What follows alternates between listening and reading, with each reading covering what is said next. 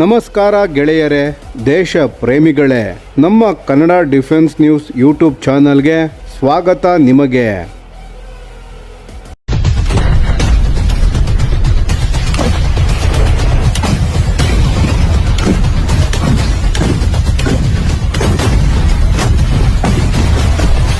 ಭಾರತೀಯ ಸೇನೆಯ ಸಾಮರ್ಥ್ಯವನ್ನು ಮತ್ತೊಂದು ಹಂತಕ್ಕೆ ಕೊಂಡೊಯ್ಯುವ ಮಹತ್ವದ ನಿರ್ಧಾರ ಈಗ ಹೊರ ಬಂದಿದೆ.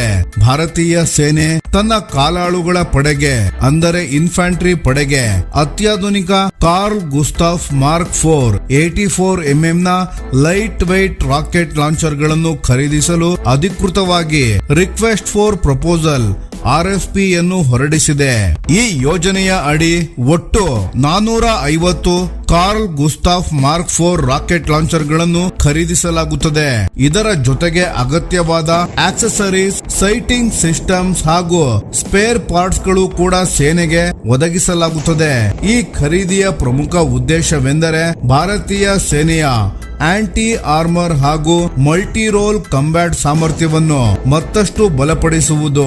ವಿಶೇಷವಾಗಿ ಗಡಿಯ ಪ್ರದೇಶಗಳು, ನಗರ ಪ್ರದೇಶಗಳ ಯುದ್ಧ, ಬಂಕರ್ಗಳ ಮೇಲೆ ದಾಳಿ ಹಾಗೂ ಪರ್ವತ ಪ್ರದೇಶಗಳ ಕಾರ್ಯಾಚರಣೆಯಲ್ಲಿ ಈ ಹೊಸ ಲಾಂಚರ್ಗಳು ಮಹತ್ವದ ಪಾತ್ರ ವಹಿಸಲಿವೆ. ಈ ಯೋಜನೆಯ ಅತ್ಯಂತ ವಿಶೇಷ ಅಂಶವೆಂದರೆ ಈ ಲಾಂಚರ್ಗಳನ್ನು ವಿದೇಶದಿಂದ ನೇರವಾಗಿ ಆಮದು ಮಾಡಿಕೊಳ್ಳುವುದಿಲ್ಲ, ಬದಲಾಗಿ ಭಾರತದಲ್ಲೇ ನಿರ್ಮಾಣ ಮಾಡಲಾಗುತ್ತದೆ. ಸ್ವೀಡನ್ನ ಪ್ರಸಿದ್ಧ ರಕ್ಷಣಾ ಕಂಪನಿಯಾದ ಸಾಬ್ ಹರಿಯಾಣದ ಜಜ್ಜರ್ ಜಿಲ್ಲೆಯ ರಿಲಯನ್ಸ್ MET ಸಿಟಿಯಲ್ಲಿ ಹೊಸ ಉತ್ಪಾದನಾ ಘಟಕವನ್ನು ಸ್ಥಾಪಿಸಿದೆ. ಇದೇ ಘಟಕದಲ್ಲಿ ಭಾರತೀಯ ಸೇನೆಗೆ ಬೇಕಾಗಿರುವ ಕಾರ್ಲ್ ಗುಸ್ತಾಫ್ ಮಾರ್ಕ್ 4 ಲಾಂಚರ್ ಗಳನ್ನು ತಯಾರಿಸಲಾಗುತ್ತದೆ. ಇದು ಸಾಮಾನ್ಯ ಕಾರ್ಖಾನೆಯಲ್ಲ ಸ್ನೇಹಿತರೆ. ಸ್ವೀಡನ್ ಹೊರತುಪಡಿಸಿ ಜಗತ್ತಿನಲ್ಲಿ ಕಾರ್ಲ್ ಗುಸ್ತಾಫ್ ಸಿಸ್ಟಮ್ ನಿರ್ಮಾಣವಾಗುತ್ತಿರುವ ಮೊದಲ ಉತ್ಪಾದನಾ ಘಟಕ ಇದಾಗಿದೆ.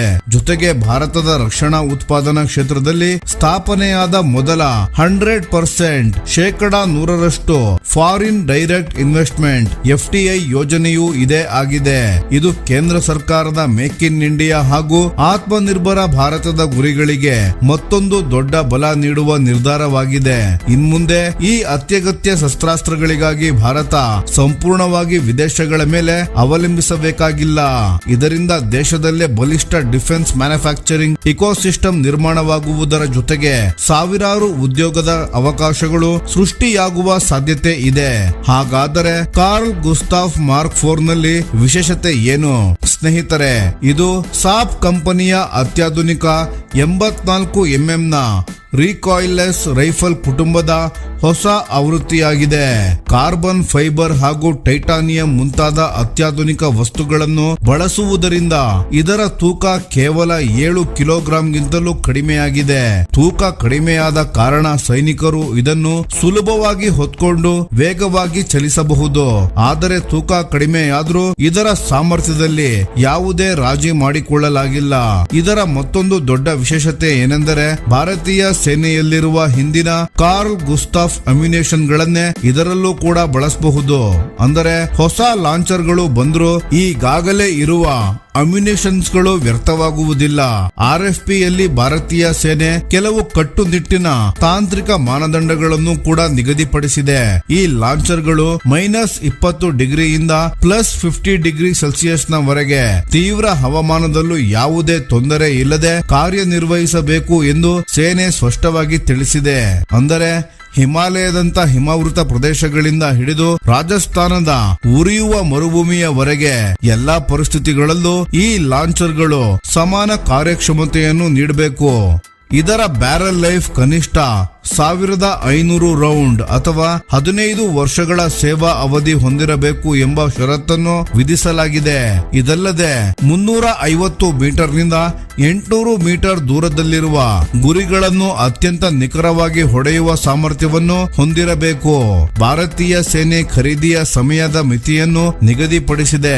ಒಪ್ಪಂದಕ್ಕೆ ಸಹಿ ಮಾಡಿದ ನಂತರ ಮೊದಲ ಲಾಂಚರ್ಗಳ ವಿತರಣೆಯನ್ನು 12 ತಿಂಗಳುಗಳ ಒಳಗೆ ಪೂರ್ಣಗೊಳಿಸಬೇಕು. ಅದರ ಇದರ ಜೊತೆಗೆ ಆಯ್ಕೆಯಾಗುವ ಕಂಪನಿಯು 15 ವರ್ಷಗಳ ಕಾಲ ಸಂಪೂರ್ಣ ಪ್ರಾಡಕ್ಟ್ ಸಪೋರ್ಟ್ ನೀಡಬೇಕು. ಮೊದಲ 24 ತಿಂಗಳ ವ್ಯಾರಂಟಿ ಕೂಡ ಕಡ್ಡಾಯವಾಗಿರುತ್ತದೆ. ಇದರಿಂದ ಈ ಶಸ್ತ್ರಾಸ್ತ್ರಗಳ ದೀರ್ಘಕಾಲ ಯುದ್ಧ ಸನ್ನದ್ಧ ಸ್ಥಿತಿಯಲ್ಲಿರಲಿವೆ.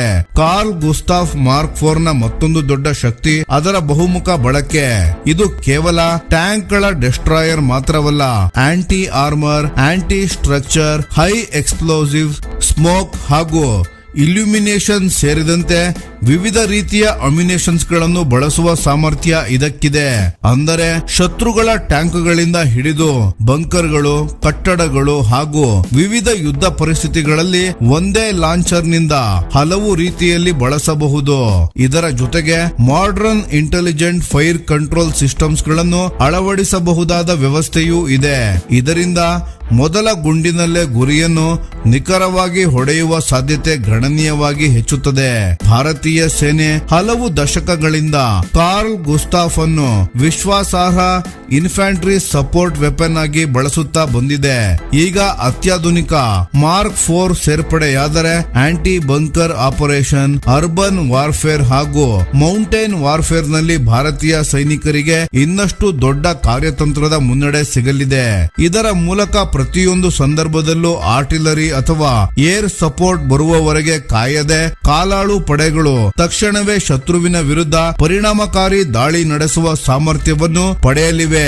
ಇನ್ನೊಂದು ಪ್ರಮುಖ ಸಂಗತಿ ಎಂದರೆ ಹರಿಯಾಣದ ಈ ಹೊಸ ಉತ್ಪಾದನಾ ಘಟಕವು ಭಾರತದ ಅಗತ್ಯಗಳನ್ನು ಪೂರೈಸುವುದರ ಜೊತೆಗೆ ಭವಿಷ್ಯದಲ್ಲಿ ಜಾಗತಿಕ ಡಿಫೆನ್ಸ್ ಸಪ್ಲೈ ಚೈನ್ ನಲ್ಲಿಯೂ ಪ್ರಮುಖ ಸ್ಥಾನ ಪಡೆಯುವ ಸಾಧ್ಯತೆ ಇದೆ. ಈ ಘಟಕದಲ್ಲಿ ಲಾಂಚರ್ ಟ್ಯೂಬ್ಗಳ ನಿರ್ಮಾಣ, ವಿವಿಧ ಕಾಂಪೋನೆಂಟ್ ಗಳ ಅಸೆಂಬ್ಲಿ ಹಾಗೂ ಲಾಂಗ್ ಟರ್ಮ್ ಮೇಂಟೆನೆನ್ಸ್ ಕೂಡ ಭಾರತದಲ್ಲೇ ನಡೆಯಲಿದೆ. ಮುಂದಿನ ದಿನಗಳಲ್ಲಿ ದೇಶೀಯ ಸಪ್ಲೈ ಚೈನ್ ಇನ್ನಷ್ಟು ಬಲಿಷ್ಠಗೊಂಡರೆ ಇದೇ ಕಾರ್ಖಾನೆಯಿಂದ ಸ್ನೇಹಪರ ರಾಷ್ಟ್ರಗಳಿಗೆ ಕಾರ್ಲ್ ಗುಸ್ತಾಫ್ ಸಿಸ್ಟಮ್ಸ್ ಗಳನ್ನು ರಫ್ತು ಮಾಡುವ ಅವಕಾಶವೂ ನಿರ್ಮಾಣವಾಗಬಹುದು. ಒಟ್ಟಿನಲ್ಲಿ ಇತ್ತೀಚಿನ ಜಾಗತಿಕ ಯುದ್ಧಗಳು ಒಂದು ಪ್ರಮುಖ ಪಾಠವನ್ನು ಕಲಿಸಿವೆ. ಅತ್ಯಾಧುನಿಕ ಹಗುರವಾದ ಹಾಗೂ ಬಹುಮುಖ ಶೋಲ್ಡರ್ ಫೈರ್ಡ್ ವೆಪನ್ ಗಳೇ ಇಂದಿನ ಯುದ್ಧ ಭೂಮಿಯಲ್ಲಿ ನಿರ್ಣಾಯಕ ಪಾತ್ರ ವಹಿಸುತ್ತಿವೆ. ಭಾರತೀಯ ಸೇನೆಯ ಈ ಹೊಸ ಖರೀದಿಯ ನಿರ್ಧಾರವು ಕೇವಲ 450 ರಾಕೆಟ್ ಲಾಂಚರ್ ಗಳ ಖರೀದಿಯಲ್ಲ. ಇದು ಭಾರತದ ಆತ್ಮನಿರ್ಭರ ರಕ್ಷಣಾ ಉತ್ಪಾದನೆ, ಕಾಲಾಳುಗಳ ಪಡೆಯ ಆಧುನೀಕರಣ ಹಾಗೂ ಜಾಗತಿಕ ರಕ್ಷಣಾ ಕ್ಷೇತ್ರದಲ್ಲಿ ಭಾರತದ ಬೆಳೆಯುತ್ತಿರುವ ಸಾಮರ್ಥ್ಯಕ್ಕೆ ಮತ್ತೊಂದು ಬಲವಾದ ಹೆಜ್ಜೆಯಾಗಿದೆ. ಸ್ನೇಹಿತರೆ, ಈ ಬೆಳವಣಿಗೆಗಳ ಬಗ್ಗೆ ನಿಮ್ಮ ಅಭಿಪ್ರಾಯವೇನು? ದಯವಿಟ್ಟು ಈ ವಿಷಯದ ಬಗ್ಗೆ ಕಾಮೆಂಟ್ ನಲ್ಲಿ ತಿಳಿಸಿ. ಧನ್ಯವಾದಗಳು.